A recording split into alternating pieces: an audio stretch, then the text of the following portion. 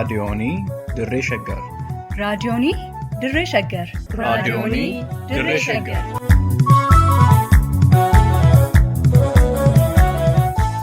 raadiyoonii Dirree Shaggar. raadiyooniin Dirree Shaggar torbaan guutuu guyyoodhaan galgalatti sa'aatii tokkorraa eegalee hamma sa'aatii tokkoof walakkaatti dambalii gabaabaa meetir baandii 19 kiiloo heerzii 15,415 irratti qophii dabarsuu amma jalqaba. raadiyoonii Dirree Shaggar.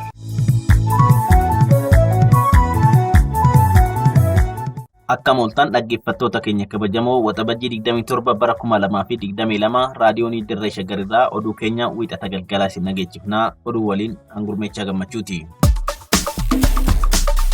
Biyya saboonni biroo qawwee hidhatanii jiran keessatti qaama Oromoon qawwee hiikkachuu qaba jedhu irratti ni qabsoofnaa jedhan itti aanaan dura taa'aa KFO obbo Baqqalaa Garbaa. Aanaa Ilfataatti qonnaan bultoonni qe'ee isaan irraa buqqifaman rakkoo hammaataaf saaxilaman kanneen jedhan hangafoota oduu keenyaa irraati amma tokko tokkoon.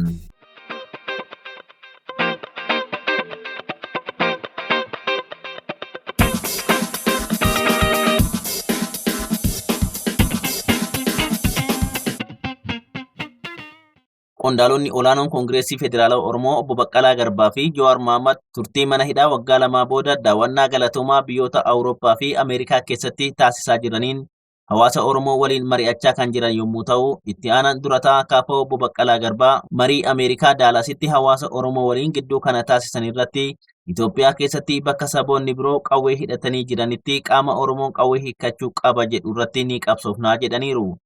Bara jijjiiramni siyaasaa Itoophiyaa keessatti miidhatee ture sana qondaalonni KFO kunneen waraana bilisummaa Oromoo hiikkachiisuuf yaalaniiru jedhamanii komatamaa kan turan yoo ta'u, obbo Baqqalaa Garbaa gaaffii kana wal fakkaatuun hawaasa Oromoo irraa ka'eef deebii wayita kennan yeroo sanatti dhimmichi sirrii ture. Har'a garuu biyya saboonni biroo qawwee qabatanii jiran keessatti qaama Oromoon qawwee hiikkachuu qaba jedhu irratti ni qabsoofnaa jedhan. Waa'ee qawwee waa'ee maalii kana almaan duras dubbanneerra bakka biraattis dubbanneerra waa'ee qawwee hidhachiisuu hiikkachiisuu maal isa jedhu har'arra deebi'uu hin barbaanne. Gaafa sanatti barbaachisaa ture dhugaa nutti fakkaate garlachuu nu wal amanuu dadhabaniitu garuu koree kana hin amannaa isin hojjedhaan hojjennaan hojjechuudhaaf yaallee waan sun hin fashalee gaafa sana sirrii ture har'a sirrii ta'uu dhiisuu danda'a. Qawwee Teksaasii wajjin wal bira qabee gaafatee obboleessi qabu. Har'as taanaan Oromoon dhuunfaa isaatti akka nama tokkotti qawwee hin qabatin namitti jedhu jira jennee yaadnu hin ta'uus hin qabu. Qawwee isaa qabachuu qabu. Dhuunfaatti qawwee qabachuu. Maaliif saboonni biroon hin baadhaan hin qabatu waan ta'eef Oromoonis qabachuu qaba. Mirga kanaaf hin falminaaf. Har'as taanaan dhuunfaa isaatti qabachuu qabu. Jennee amanna kanaafis hin qabsoofu. Warra biroo yoo hiikkachiisan malee Oromoo qawwee tokko bitatee mataa isaatii baadhatu maaliif dhorgituu isa jedhu yeroo hundumaa irratti qabsaa'aa jirra ammas ta'ee jennaan jechuudha. Koongireesiin Federaalaa Oromoo gaaffiin Oromoo yeroo dheeraaf gaafachaa turee fi deebii dhabe irratti qabsoodhuma kanaan dura wal fakkaatu gaggeessuudhaan ala mootummaa Itoophiyaa waliin hojjechuuf waliigaltee tokkoon qabu kan jedhan obbo Baqqalaa Garbaa sirniif hooggansi biyyattiin har'a ittiin bulaa jirtu itti fufiinsa hooggantoota kaleessa wayyaanee waliin uummata biyyattii gidirsaa turan yoo ta'e malee gaggeessaa fi sirni haaraan waan hin mul'anneef KFO'n mootummaa waliin hojjechaa jira jedhanii shakkuun guutummaatti dogoggora ta'uu dubbatan. Dhoksaadhaan akka waan nuti dhaaba biraa wajjiniin yookaan mootummaa wajjiniin waliigalaa jirru hin fudhatina. KFO'n kaleessa mormituun hamma gaafa aangoo qabatee Oromoo aangessutti qabsoosaa mormiidhaan itti fufu. Kanarratti shakkii hin godhatina. Dhoksaadhaan waliigalteen isin jiru kana gara fuulduraattis kan isin adda baafattan ta'a. KFO'n mootummaa kanaa wajjiniin yookaan waan biraa araaraatiif kana gidduu deemaa hin jiru. Uummanni keenya miidhamee jira. Sirni kaleessa ture har'as aangoo dhumarra jira. Namoonni kaleessa jiran har'as aangoorra jiru jedheetuma amana. Maaltu jijjiirame Oromiyaa irratti? Mee nami jijjiirame eenyutu jira yeroo wayyaaneerra? Nami tokko eenyutu jijjiirame? Nami biraan eenyutu dhufee keessa gad? Paartii biraan eenyutu isuma dur turetu jira. Waggoota sadan darban kana keessatti uummanni Oromoo rakkoo gama siyaasaa fi dinagdee hammaataa keessummeessaa turuu obbo Baqqalaan himanii Oromoon kaleessa lafa isaarraa akka hin buqqaaneef falmachaa ture. Har'a immoo lubbuun jiraachuuf falmachaa jira jedhaniiru. Keessattuu dargaggoonni Oromoo raafama siyaasaa biyyattii mudateen lubbuudhaan jiraachuuf jecha iddoo tokkoo gara iddoo biraatti naanna'anii jireenya tasgabbii hin qabne jiraachuuf saaxilamuu dhugaa ba'an. Waggaa 3 dura uummanni keenya yoo xiqqaate nyaatee buluudhaaf yookaan lafa isaarraa akka buqqaane sodaata malee lubbuudhaan isaaf hin sodaatu ture. Har'a garuu lubbuu isaaf iyyuu sodaataa jennee dubbachaa jirra. Lubbuun jiraachuun iyyuu rakkoo ta'eera. Lubbuudhumaan jiraachuun iyyuu rakkoodha. Lubbuu ofii dhokfatanii jiraatu dargaggoonni keenya har'a qeerroon biyya keessa jiran. Gaaf tokko as bulaa yeroo tokko achi bulaa maqaa isaanii dhoksaa loqoda isaanii illee dhoksaa kan jiraatan jiru. Kun beekamaadha biyya sana keessatti. Kanaatiif nageenyi waggaa 3 dura jiru har'a hin jiru. Dinagdeen waggaa 3 dura jiru har'a hin jiru. Namatu du'aa jira, namatu hidhamaa jira, namatu biyyaa ba'aa jira, namatu ari'amaa jira. Sirnoota bulchiinsa mootummaa hanga ammaatti biyyattiitti mul'atan keessaa sirni federaalawaa qofti biyyattiif mijaawaa ta'uu Koongireesiin Federaalawaa Oromoo akka amanu kan dubbatan hoogganaan itti aanan kaafa'u kun uummanni Oromoo sirna federaalawaa kana keessatti afaansaa, aadaa fi eenyummaasaa dagaagfatee sabaa fi sablammoota biyyattii waliin mirga isaa kabachiifatee biyya guddaa tokko keessa jiraachuu akka danda'u abdii isaanii ta'uu ibsan.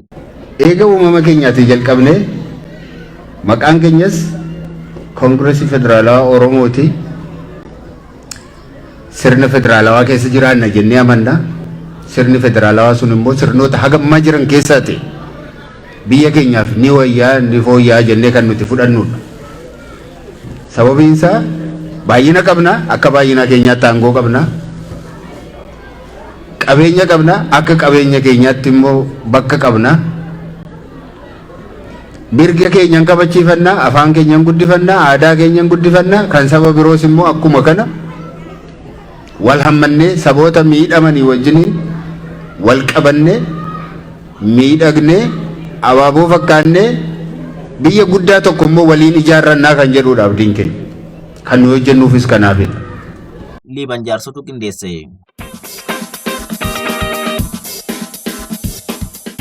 Godina Shawaa Lixaa aanaa Ilfataatti qonnaan bultoonni mannii fi qabeenyi isaanii hidhattoota mootummaatiin gubachuun qe'ee isaanii irraa buqqaafaman dararama hammaataaf saaxilamanii jiraachuu ibsan.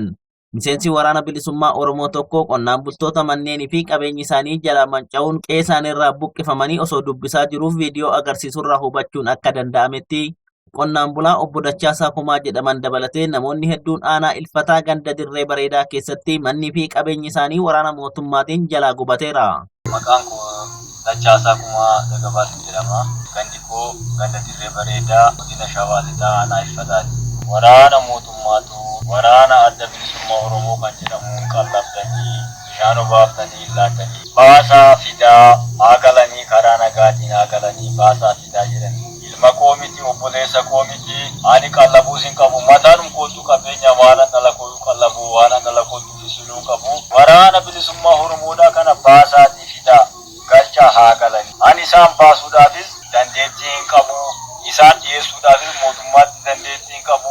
Hin qallabdan kan jedhu immoo dhalum kooyyuu qallabii iddoo garaa kootiin hin geenye iddoo garaa ishiitiin hin geenye jittuufis iddoo garaa ishiitiin hin geenye siintu jiraachisaa siintu oolchee bulchaa jedhanii dhufanii mana koo narratti gubanii. Qonnaan bulaan biraa tokko suur-sagalicha irratti akka ibsanitti manneen waraana bilisummaa Oromoo akka himaniif dararaan olaanaan hidhattoota mootummaatiin irratti raawwatamu himan. Waraana bilisummaa Oromoo kan jedhamu argitaniitu siintu qallabaa sin keessa jiraatu jedhani. Nullee immoo kan arginallee tokkollee hin qabu. Daandii deemullee daandii irratti argina. Isaan ta'ee fi waraana bilisummaa Oromoo ta'ee kan beeknu qabu. Hundi isaa hidhatee yaa. Kanaafillee waraana bilisummaa Oromoo kan jedhamu hin beeknu. Isaan ta'ee fi waraana bilisummaa Oromoo kan jedhullee hin beeknu. Daandii irratti waraana hin arginu. Kanuma balleessitan jedhanii Waraana bilisummaa Oromoo waliin hariiroo tokkollee akka hin qabne kan dubbatan obbo Dachaasan dhimma siyaasaa tokkoyyuu akka quba hin qabnee fi balleessaa tokko malee qabeenyi isaanii barbadaa'ee maatii isaanii irraa addaan ba'uu dubbatu. Haadha manaa koo fi ijoollee 7 haadha manaa koo wajjin ijoollee 8 amma guyyaa har'aatiin argina. Mana kootiin haari'anii mana koo irratti gubanii qabeenya koo na saamani. Malee baradhee barumsa namni mootummaa kana wanta dhiibbadheen jiru mootummaa kana wanta mormin jiru waraana adda bilisummaa Oromoos immoo guyyaa tokko lama yoon karaa fagootti yoon daandii irratti argee beeke malee isaan argee hin beeku. Sababiidhuma malee mana kootiin ari'anii mana koona irratti gubanii haadha manaa koo amma guyyaa har'aatti hin argine waan isaan nyaatan waan isaan dhugan du'anii fi jiruu isaaniillee hin beeku jechaadha. Waraanni mootummaa aanicha keessa yeroo hunda socho'aa akka jiru himanii lubbuu isaanii du'arraa baraaruuf qofa maatii isaaniirraa akka fagaatanii fi maatiinis bakka isaan jiran beekuu akka dadhaban dubbatu. Yoon karaa deemee barbaade karaatti natti dhufanii na ajjeesu jedheetan hamma guyyaa har'aatti maatiin koos na barbaaduudhaaf maatii koos anis barbaaduudhaaf hin dandeenye. Karaatti natti dhufanii na ajjeesu jedheetan karaan deemee barbaadadhu yoo nan dhabe karaa hundumaa isaanumadhaan sosocho'u maatiin koo du'eedhaaf jiraasaa hin beeku. Rakkoon akkanaa ni uumama jedhanii osoo yaadiin akka tasaa gochichi isaan irratti raawwachuu kan himan qonnaan bulaan biraa immoo waraanni mootummaa meeshaa tokkollee mana keessaa osoo hin baafatin midhaan kuntaala 50 ol waliin mana jireenyaa isaanii barbadeessuu eeranii yeroo ammaa sababa qabeenyi isaanii barbadaa'ee fi maatiin isaanii faca'ee jiruuf abdii dhabuu dubbatu. Mana sana keessa waan tokkollee waan fudhannee baanee qabnu ganama keessaa sa'aatii 4-5 nutti nammanii akka isaan dhufanillee hin beeknu waan tokkollee fudhannee akkuma amma jiru waliin karatti baqannee qullaadhum keenya olii gadee babbaqannee olii gadee faffacaanee ani gara tokkottan baqadhee isaanillee garatti isaan badanii fi iddoo isaan jiranillee agarran. Midhaan naannoo kuntaala 50 olii kan gubate mana tokko keessatti kuntaala 25 mana tokko keessatti immoo kuntaala 30 kan galaa gubate. Abdii tokkollee waan qabnu kee qabeenya irraa buqqaanee akkaataa ittiin qotannullee qabnu lafti keenyallee dhorkamee isaantu qabatee jira bakka nuti keessa jiraannu. Nuti qaalaa kana keessa jirra lafti qonnaa keenya immoo baddaa kana buqqaadha. Achillee dhaqnee qotachuu dhiisaa fi gara gadii kanatti illee duunee lafallee argannee qotachuu dandeenya. Waan ittiin qotannullee hin qabnu. Keef qabeenya irraa buqqaanee horii keenyallee saamanii midhaan keenyallee akka danda'an fe'atanii akka danda'an gubanii.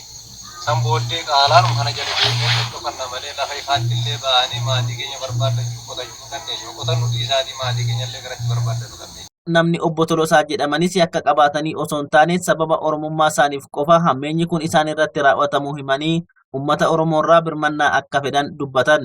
Sababiin Oromoo ta'eefan du'e sababiin Oromoo ta'eefan gubame sababiin Oromoo ta'eefan maatii wajjin adda adda ba'e malee nama tokko hin deeggarre nama tokkollee wanta gargaaree hin jiru nama tokkollee wanta beeku hin jiru.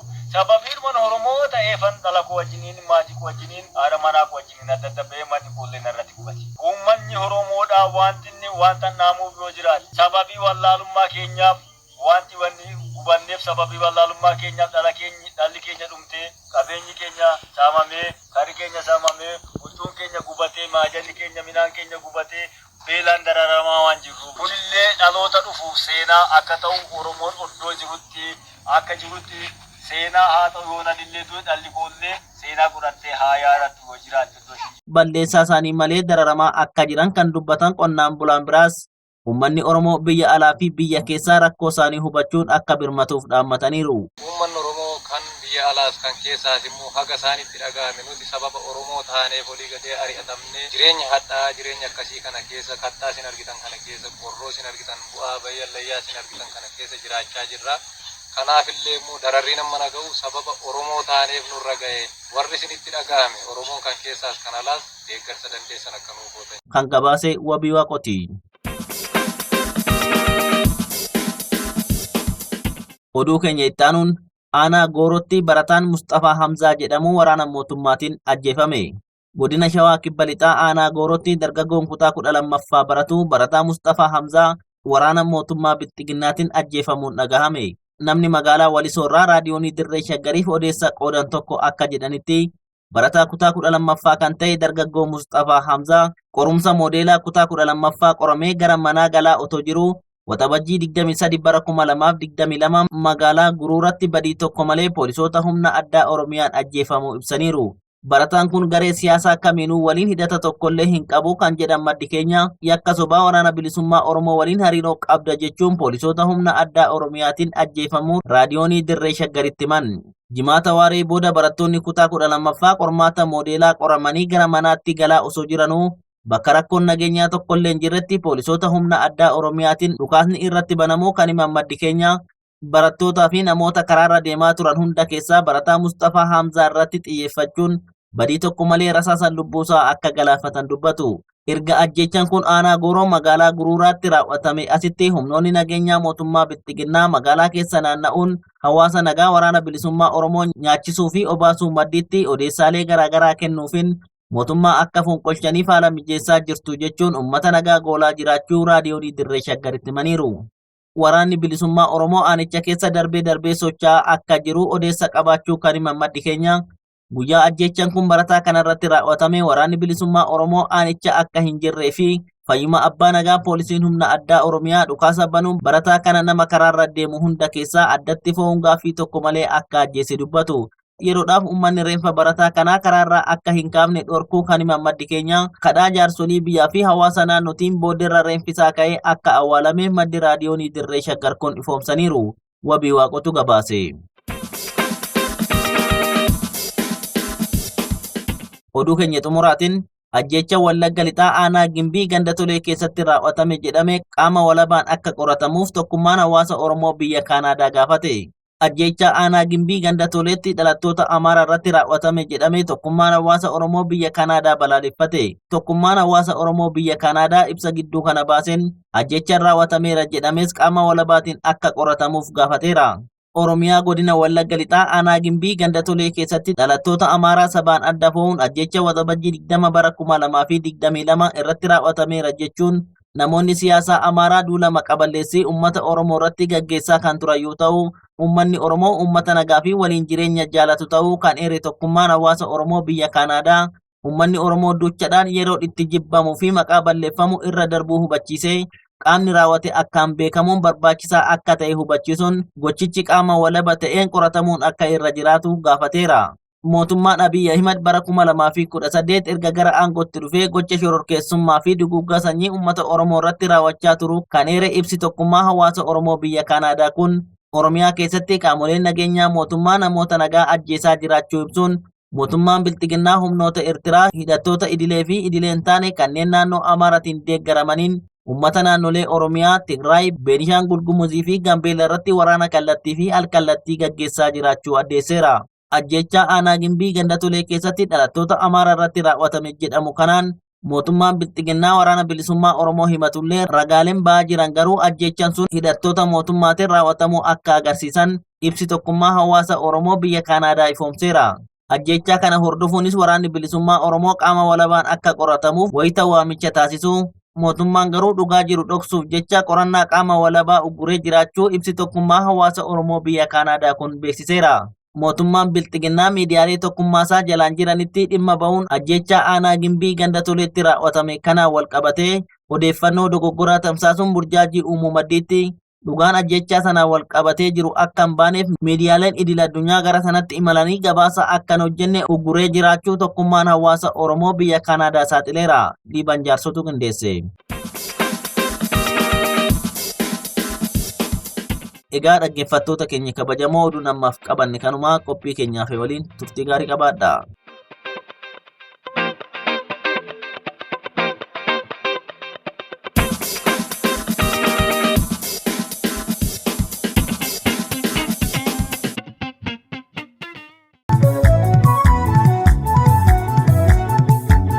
raadiyoonii Dirree Shaggar. raadiyoonii Dirree Shaggar. raadiyoonii Dirree Shaggar.